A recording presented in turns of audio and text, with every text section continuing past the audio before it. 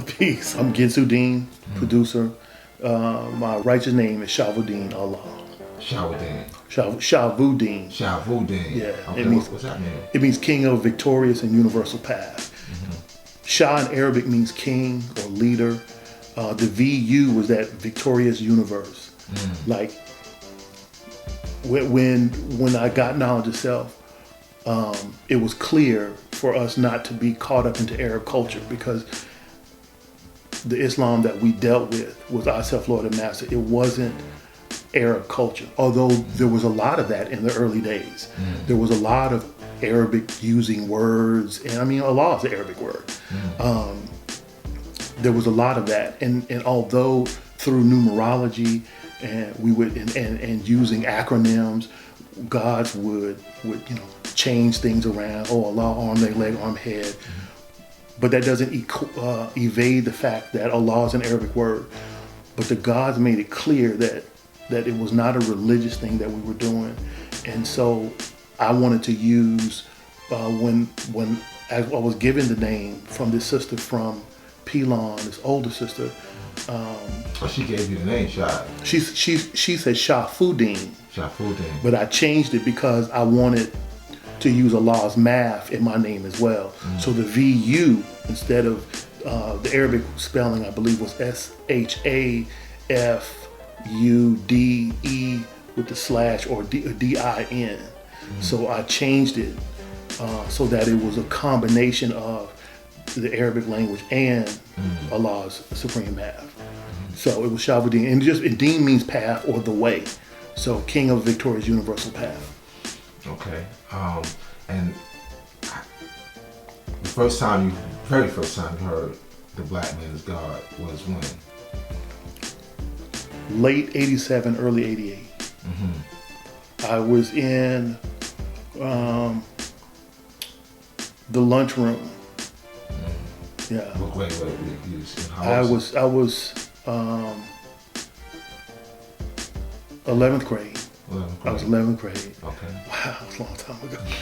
I was 11th grade, and a good friend of mine,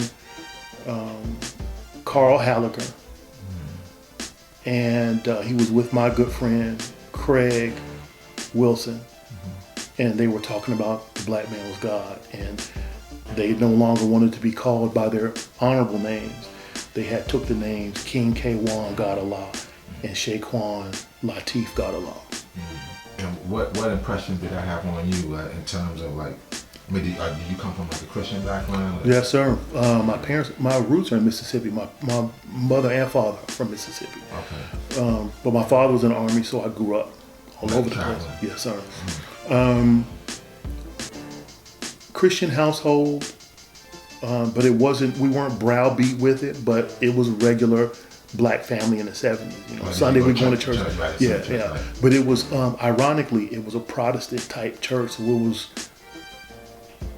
like a white pastor, and because it was military. We were always on a military base. And so I grew up in a multicultural, multi-ethnic environment, but the chaplains, the military chaplains, were usually white. Sometimes, because they were military also, so sometimes they would get stationed other places, and then we would get lucky and get a black pastor. Right. That was, but yeah, I grew up with that. Pretty much the same. So when you heard the black man is God, what was the impression that it had on you? Especially coming from a church with white pastors. Exactly. It was like time had slowed down.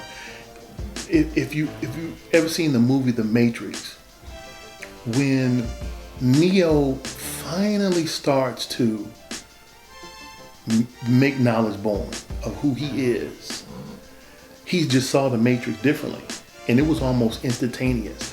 But to the viewer, it seemed instantaneous, because you forget that you've been watching this movie for the last hour and a half, where he was going from knowledge to born. So in that moment of him making that knowledge born of who he was, the whole Matrix, everything looked different. And so that's how I equate hearing that term, is everything looked different. Now, the precursor to that was my aunt, Dr.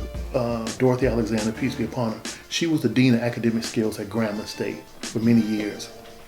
And the summer before I got Knowledge of Self, I stayed with her. And she had this huge painting in her basement. And I asked her, I said, Aunt Dorothy, which uncle is that? Because on my dad's side of the family, there were 9 boys and 1 girl. She was the only girl. And my dad was child number 10, so he had a lot of older brothers. So I said, which uncle is that on that painting? She said, you don't know who that is? I said, no, ma'am. She said, you're kidding. She said, you're kidding. You don't know who that is. I said, no, ma'am. She said, well, do you know who this is? She showed me another picture of someone else. I said, no, ma'am. The picture was Malcolm X. The other picture was Desmond Tutu, and he was still alive. She said, she was like, you have got to go read. And my aunt was always... and you were how old at this time? At this time, I was like 15, 16. So this was the summer before I got Knowledge of Self. Wow. I didn't even know who Malcolm X was. Wow. So when the messenger, the most honorable Elijah Muhammad, when you read his writings, and the messenger talks about how deep in the mud he was before he got Knowledge of Self, that related to me. Because I had no earthly idea who Malcolm X was. I thought it was her uncle. So she was actually like the catalyst. She had pushed that first domino that made me think that, wait a minute, why would she trip out like that? Because she was very disappointed, very disappointed. And that kind of made you feel like, wow, man.